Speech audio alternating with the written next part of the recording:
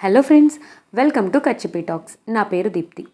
మనం అక్బర్ బీర్బల్ స్టోరీ సిరీస్లో ఈరోజు 4th స్టోరీ చెప్పుకుందాం. ఈ కథ పేరు రక్త సంబంధం. ఈ కథను రాసిన వారు కూచిమంచి నాగేంద్ర గారు. ఇక మనం స్టోరీ స్టార్ట్ చేసేద్దాం. ఒకరోజు ఉదయాన్నే బీర్బల్కి కబురు పెట్టాడు అక్బర్. జహాపన, ఏమైంది, ఇంత ఉదయాన్నే రమ్మన్నారు అని అడిగాడు బీర్బల్. బీర్బల్, మనం వెంటనే నగర పర్యటనకు వెళ్ళాలి, వేషం మార్చుకునిరా అన్నాడు అక్బర్. అసలే చలికాలం, ఆపై ఇంకా పూర్తిగా తెల్లవారలేదు. అయినా అక్బర్ మాటకి ఎదురు చెప్పలేక వేషం మార్చుకుని బయలుదేరాడు బీర్బల్. ఇద్దరూ నగరంలో ఒక వీధికి చేరుకున్నారు. అప్పటికే అక్కడ కొంతమంది మంట వేసుకుని చలి కాచుకుంటున్నారు. వారి వద్దకు చేరుకున్నాడు అక్బర్. ఏమయ్యా, ఎలా ఉంది మీ అక్బర్ పరిపాలన అని అడిగాడు అక్బర్. బీర్బల్ ఉండగా ఆయన పరిపాలనకు ఢోకా లేదు అన్నాడు ఓ పౌరుడు. అంటే బీర్బల్ లేకుంటే అక్బర్ పరిపాలన చేయలేడా అన్నాడు కోపంగా. మీరెందుకు కోపగిస్తున్నారు? బీర్బల్ లేకుండా ఒక్కరోజు కూడా ఆయన పరిపాలన చేయడం చూశామా అన్నాడు ఆ పౌరుడు. ఆ మాటలతో అహం దెబ్బతిని పర్యటన అర్ధాంతరంగా ముగించుకుని రాజమందిరం వైపు బయలుదేరాడు అక్బర్. బీర్బల్, నువ్వు లేకుంటే నేను పాలనే చేయలేనట. ఎలా చేయలేనో వాళ్లకు తెలపాలి.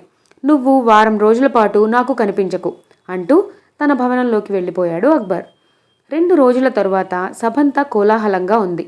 అక్బర్ సింహాసనం మీద కూర్చుని ఉన్నాడు. జహాపన, ఎవరో పౌరులు న్యాయం చేయమని అడగటానికి వచ్చారు అన్నాడు ముల్లా. ప్రవేశపెట్టండి అన్నాడు అక్బర్. జహాపన, నా పేరు మంగరాజు. ఇతను నా తమ్ముడు రంగరాజు. నా తండ్రి మరణానంతరం వారి ఆస్తి పంచుకుందామని అనుకుంటున్న తరుణంలో మరొక వ్యక్తి తన పేరు లింగరాజు అని, మా తండ్రి గారే తనకు తండ్రి అవుతారని, ఆస్తిలో వాటా కావాలని వచ్చాడు. మా గ్రామాధికారి కూడా వీరినే సమర్థిస్తున్నారు. అసలు మా తండ్రి గారు ఎప్పుడూ ఈ లింగరాజు గురించి మాకు చెప్పలేదు. మీరే న్యాయం చేయాలి అని మొరపెట్టుకున్నారు.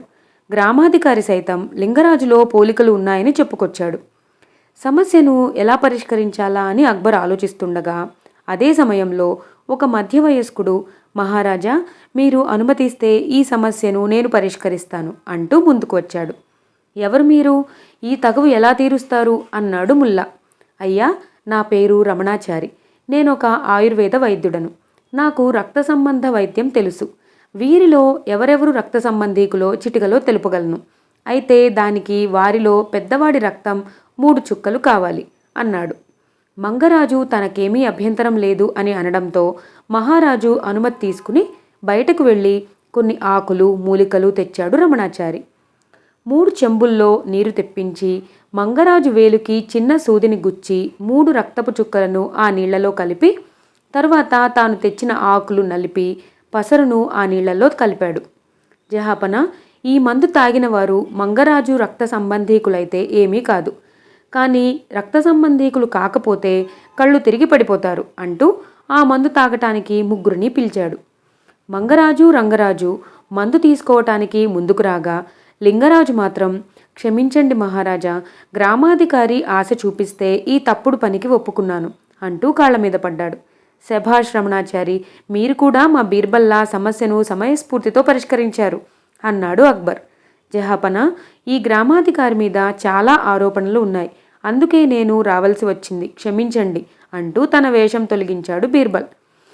మీరు లేకుండా నేను ఉండలేను అంటూ బీర్బల్ని మనస్ఫూర్తిగా అభినందించాడు అక్బర్. ఇదండి ఈరోజు స్టోరీ. మీ అందరికీ ఈ స్టోరీ నచ్చితే ఛానల్ని ఖచ్చితంగా సబ్స్క్రైబ్ చేసుకోండి. Thank you for watching.